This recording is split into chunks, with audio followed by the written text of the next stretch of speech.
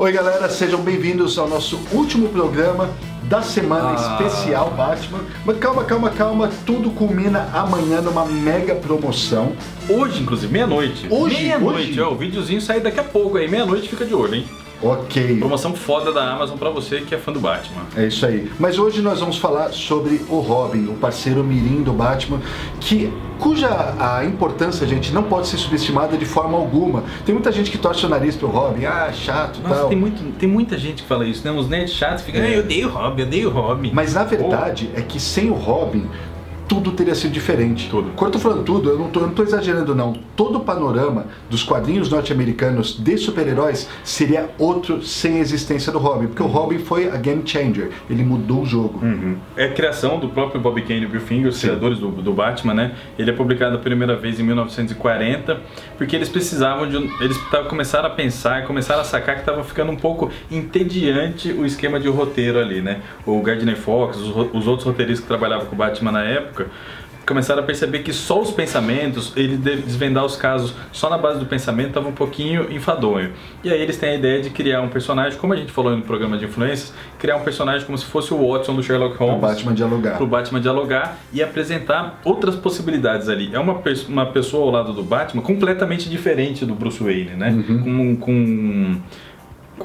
Não só fisicamente, mas com uma psique completamente diferente, divergente do Batman, né? Então isso possibilitou uma conversa bem diferente e uma expansão aí das filosofias e do que eles queriam passar, né? Tem outro aspecto interessante também, é que antes da criação do Superman, os personagens que existiam, Flash Gordon, Buck Rogers, Príncipe Valente, Fantasma, eles eram personagens escritos para adultos, Tarzan, né? Personagens escritos para adultos, eles não eram pensados para crianças. A criação do Superman, com aquelas coisas de um homem voando, sei o que lá, superpoderes, visão de raio-x, blá blá blá, ela acabou atraindo a atenção das crianças, dos adolescentes e das crianças que começaram a ler esses personagens, né? E até então, os adolescentes e crianças tinham suas próprias revistas.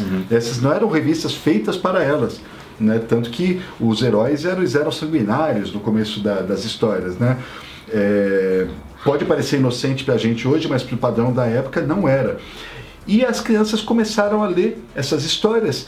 E quando foi identificado que esse novo público estava consumindo, os editores falaram assim, epa, agora precisamos dialogar com esse público também. Então, vamos criar um personagem com quem as crianças possam se identificar. E assim que foi lançado o Robin, foi um sucesso tremendo. Começou a vender pra caramba e desencadeou uma mania em todos os quadrinhos, não só da DC quanto da Marvel também. Começou a criar sidekick. Da Marvel de vários editores na época. Pra tudo quanto é lado. Capitão América ganhou, todo mundo ganhou parceiro mirim. Namor ganhou, todo mundo. Gavião Negro, todo mundo. Não consigo pensar num personagem da época que não teve um parceiro mirim. Tudo isso por conta do Robin. E o primeiro Robin, quem que é? Dick Grayson. Primeiro, mais conhecido, mais famoso, que já não é Robin há muito tempo, né? Deixou de ser Robin lá nos anos 80, tornou-se o Asa Noturno, mas foi o Robin mais longevo. Ele é criado em 1940 e ele fica até 1983 como Robin. São 43 anos aí de parceria com o Batman. E é legal que ele é um dos poucos personagens da DC que evoluiu, né? Ele cresceu, sim, isso é um personagem que cresce. O Superman e o Batman faz 70 anos que eles têm praticamente a mesma idade ali. A maioria dos personagens são assim, eles não mexem. O Robin, ele cresceu. Na verdade, o amadurecimento dele é um dos estopins deflagradores da Era de Bronze. O tamanho foi a importância. E o que significa isso? Significa que ele acompanhou todo o processo da Era de Ouro, acompanhou todo o processo da Era de Prata, e ele foi um dos personagens que começaram a amadurecer. Ele saiu debaixo da asa do Batman, ele foi para atuar nos Novos Titãs, ele foi para a faculdade, né? Depois ele resolveu adotar sua própria identidade heróica, e esse conjunto de processos, junto com alguns outros fatores, mudaram a cara dos quadrinhos no início dos anos 70 e deflagraram a Era de Bronze. E ele nunca mais voltou, continua como Asa Noturna pra sempre. Nunca mais voltou, criou-se um novo personagem. Que foi Jason Todd, né? Jason Todd, exatamente. O Jason Todd é criado em 1984 e dura pouco como Robin, né? Ele fica só 4 anos e a história mais famosa dele é a da morte, né? É a da morte. Mas uma coisa interessante é que o Jason Todd, na verdade, tem duas origens, né? porque ele foi criado antes da Crise das Infinitas Terras e basicamente a origem inicial dele era igualzinha do Dick Grayson, igual, idêntica. O circo igual, né? A gente não falou isso, né? O Dick Grayson ele surge porque ele tem os pais ali, como é que é o nome? Os Graysons voadores, no circo Harley. E o circo tem que ficar pagando um mafioso lá pra fazer a segurança. E aí um dia o gerente do dono do circo fala, não vou pagar mais nada. Aí os mafiosos vão lá e cortam o trapézio onde eles vão se apresentar. Os dois acabam morrendo, o Dick Grayson fica lá sozinho, uma cena mó triste, chorando no meio do picadeiro lá. O Batman adota ele e começa o Bruce Wayne tava na plateia, né? E acaba adotando o Dick Grayson. Virou tutor do Dick Grayson. E o Jason Todd tem uma origem muito parecida com essa, né? Muito igualzinha, a mesma coisa. Por que foi feito isso? Porque os editores na época não sabiam muito bem se o público aceitaria um Robin diferente. Né? Eles estavam com receio de criar um personagem que fosse completamente diferente. A gente está falando de 83, né? Não tinha a mesma comunicação que tem hoje com os leitores, as coisas eram um pouco incipientes também. E criou-se então o Jason Todd, que era um Dick Grayson ruivo. Era basicamente isso. Né? Mas quando a DC resolveu mudar totalmente o jogo e fazer aqueles Infinitas Terras, apagar a parada e tal, vamos fazer do zero, eles criaram um novo Jason Todd, que é o Jason Todd que rouba os pneus do Batmóvel. Né? Que indicamos inclusive essa HQ aí essa semana aqui nos importados, nos quadrinhos que a Panini devia republicar, né? O bacana é que as primeiras histórias do Jason Todd, elas saíram recentemente pela Panini, não todas, não na ordem, mas elas saíram, algumas delas no Gene Colan.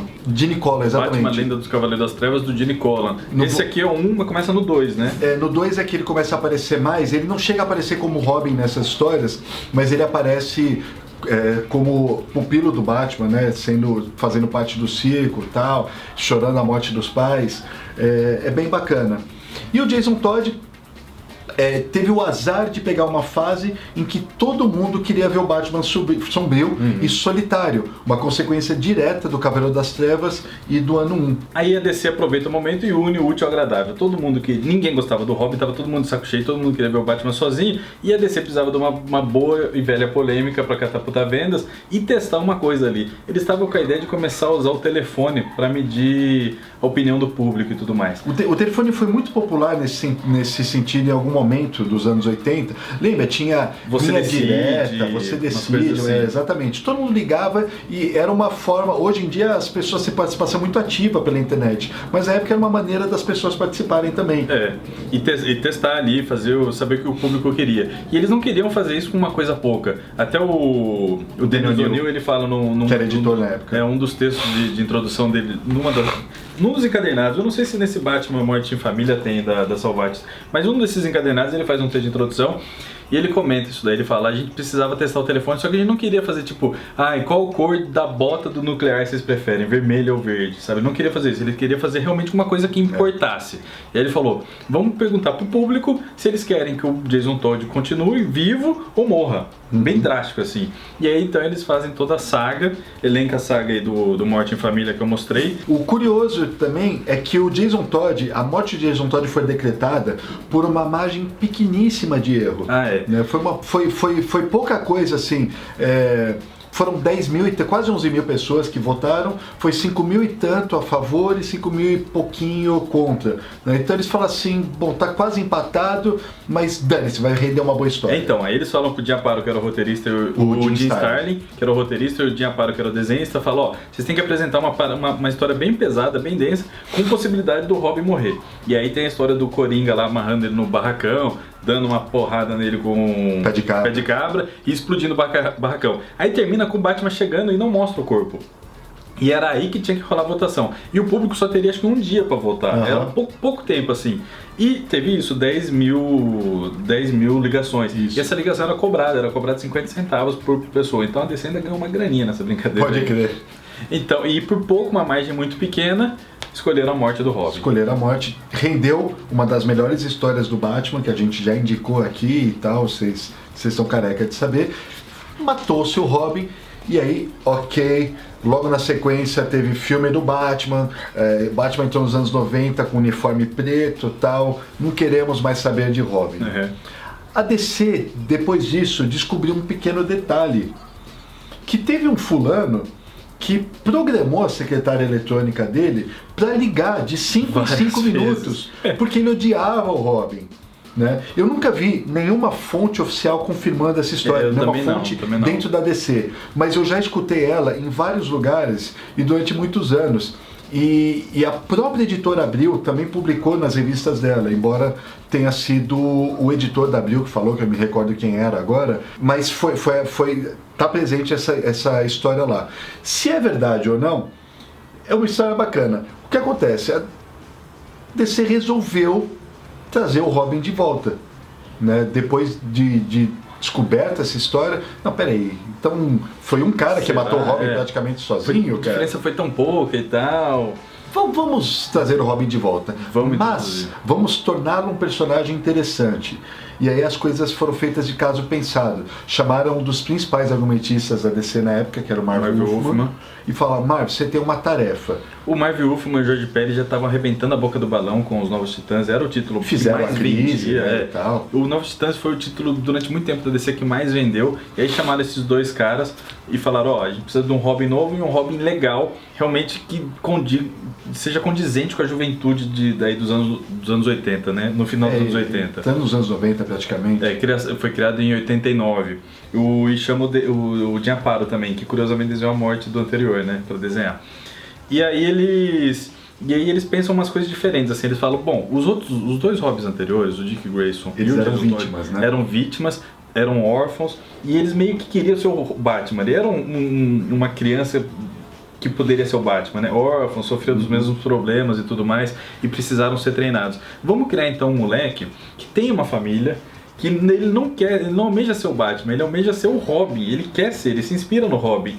O Tim Drake, ele quer ser um Robin, o objetivo da vida dele é esse. E ele é inteligente, sagaz pra caramba, e ele desvenda a identidade do Bruce Wayne, né? Essa foi a parte mais bacana, a sacada Por foi méritos próprios, ele faz o que ninguém mais tinha feito. Ele saca primeiro ele saca que o Dick Grayson era o Robin, e depois ele saca ele acompanha as notícias, né, lá do caso do circo, né? Sim. E depois ele vê uma ação do Batman com o Robin e fala: opa, olha que movimento parecido, esses dois se parecem, né? E aí ele saca que o Batman é o Bruce Wayne. E o Batman passava por um período que ele estava completamente fora de controle por causa da morte do Robin, espancando o criminoso pra caramba, tal. Ele estava quase para cruzar a linha, né? E o Tim Drake chega com o argumento de que ele diz assim: você precisa de um freio, né? Esse cara precisa de um freio, porque se ele passar para o outro lado, tá todo mundo ferrado, né? É o Batman. Tanto é que ele conta com a ajuda do Alfred. Ele chega na mansão e o Alfred fala: não, concordo, você chegou até aqui, agora você veste ele e dá o uniforme do Jason Todd pra ele, assim, fala: vai lá ajudar o Batman. O Batman tá numa enrascada, né, tá quase morrendo na mão dos duas caras, como a história é essa. E aí chega o Tim Drake pra ajudar e apresenta todos esses argumentos pra ele. Fala: cara, eu vou ser seu parceiro mirim aqui, eu vou te ajudar porque você precisa de mim. Toda essa série de histórias saiu aqui no Brasil pela editora Abril, em várias minisséries inicialmente, depois nas revistas mensais do Batman. A gente tem as minisséries aqui, ó. Saiu como Robin, depois tem o Robin 2, que ele enfrenta o Coringa, Robin 3 com a Caçadora.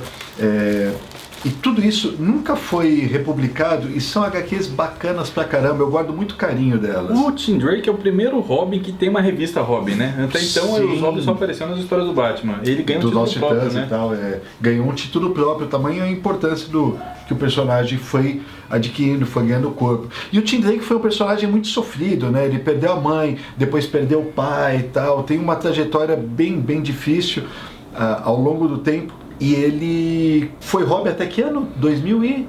Ele fica até 2000, lá vai cacetada. 2009. Foram 20 anos. Ele fica com Robin em 2009, até 2009, quando surge o Damian. Porque o Dick Grayson assume o manto do Batman, né? E aí ele fala: Tim Drake, acho que você não serve mais como parceiro, o Robin vai ser o Damian a partir de agora. Tem toda essa saga aí lá, alavancada pelo Morrison e tudo mais, e o Tim Drake se torna o Robin Vermelho. Como ele era um personagem que os fãs gostavam muito, que já vinha de um histórico de longa data e tal, a DC não quis simplesmente colocar ele de escanteio e falou assim: não, o Damian vai ser o Robin agora, até porque ele é o filho do Batman e tal, e você vai ser o Robin Vermelho. E foi para os Titãs e tudo, enfim, ele começou a desenvolver a sua própria mitologia que ele continua até hoje. E nesse meio tempo também o Jason Todd volta, tem todo o renascimento lá do Jason Todd que volta como Capuz Vermelho, como Capuz né? Vermelho. Que é até hoje nas histórias aí. Então no final das contas, os três primeiros Robins viram outros personagens, Asa Noturna, Capuz Vermelho e Robin Vermelho. E agora o Damian Wayne, que eu tô adorando, ele passou a ser meu Robin favorito, antes era o Dick Grayson, agora é o Damian, eu tô achando a dinâmica espetacular e é uma criação do Morrison, né? Baseada lá numa história do Mike Barr, que a gente já até indicou aqui em algumas ocasiões. E é muito bacana porque o que poderia ter sido um desastre, obviamente foi criado pelo Morrison, foi legal o surgimento do Damian Wayne, a ideia do Batman ter um filho poderia ter sido um desastre, não foi, foi legal. E quem continuou, quem desenvolveu muito bem o Damian foi o Peter Tomasi, na série Batman e Robin. O próprio Grant Morrison desenvolveu, né, no período em que os dois foram parceiros, o Dick Grayson como Batman e o Damian Wayne como Robin. Tem uma série de aventuras sensacionais, que é aquele encadernado da Panini, capa amarela, está esgotado. Panini, vamos relançar rápido isso. E depois veio a fase do Peter Tomasi, que é legal pra caramba. Que ele entrega o que os fãs queriam ver, o Bruce Wayne com o filho de Robin mesmo, né? Porque até então tem a ideia da adoção, do tutor e tudo mais. Aí o Peter Tomasi coloca pai e filho lutando lado a lado, né? E faz umas coisas e a dinâmica muito é maravilhosa. Muito legais. É muito legal. E o Robin, o Damian, ele é completamente diferente dos outros três, assim, deram uma outra cara pra ele, né? Ele é irracível, ele snob, é crica, chato, orgulhoso. snob. Por quê? Porque ele é muito foda. Ele foi até os 10 anos de idade, ele foi treinado pela Liga dos Assassinos. A mãe dele é a Thalia Al Ghul, uma das treinado maiores... pra dominar o mundo. Pra dominar o mundo. Então, pô, o pai dele é o Batman e a mãe dele é a rainha ali da Liga dos Assassinos. Ele tem um treinamento ferrado. Ele não precisa só ser treinado pelo Bruce Wayne, ter dicas do Alfred. Ele já veio pronto, né? Um moleque talhado pra batalha, assim. Então ele é chato porque ele é muito forte, muito... Ele sabe do que ele é capaz, né? Sim. E nos 952 tem uma sacadinha de dar poder pra ele, tem algum momento ali que ele ganha superpoder. Que novamente poderia ter sido um desastre, mas nas mãos do Tomasi ficou legal paca. Rende várias piadas. Fora esses 4 principais, tiveram alguns Robins secundários, assim, coadjuvantes de terras paralelas, né? Como a Carrie Kelly, do Cavaleiro das Trevas. Teve a salteadora já vestiu a roupa do Robin, se eu não me engano. Era spoiler. Né? Hoje em dia é spoiler. Já vestiu a Stephanie Brown, né? Que ela foi namorada do Tim Drake, tá? Ela já foi Robin um tempo. E agora, também bem recente, no 952, os Robins estão com bastante destaque. Tá acontecendo agora no país a Guerra dos Robins, está sendo publicado agora. E tem uma minissérie que chama Nós Somos Robin, né? Que mostra toda uma galera, uma molecada assim, à margem da sociedade, que se une para ser vamos dizer assim, uma gangue de Robins. Vem sendo publicado na Sombra do Batman, o que eu tenho o prazer de editar. Essas histórias são escritas pelo Libermejo e são bem bacanas, cara. Infelizmente não tem a arte dele. Não é nada demais assim, mas é legal ver novas possibilidades pro Robin, né? Porque mostra que não tá desgastado, é um personagem que não se desgasta, né? Sim. Além do Nós Somos Robin, tem as histórias do Robin mesmo, do Damian Wayne, escritas e desenhadas pelo Patrick Gleason. Eu gosto mais do Patrick Gleason, particularmente como desenhista do que como roteirista. Eu também. Eu achei ele um pouco verborrágico e tal, mas a arte dele compensa, é bem bacana. E tá combinando isso tudo, como você disse, na Guerra dos Robins. Então é um bom momento aí para acompanhar. Leia esses clássicos, procure esses clássicos aí e comentem com a gente, vocês gostam do personagem Robin? Qual que é seu favorito? Qual deles? Qual dos 4 aí, né? Vamos trocar uma ideia nos comentários. Acho que com isso a gente encerra então nossa semana Batman. Esteja aqui a partir da meia-noite para comprar ofertas exclusivíssimas. Vai vir uma listinha aí, primeira mão com Pipoca e Nanquim, é só clicar no link e comprar HQs maneiras. É isso, muito obrigado. Tchau, até a próxima.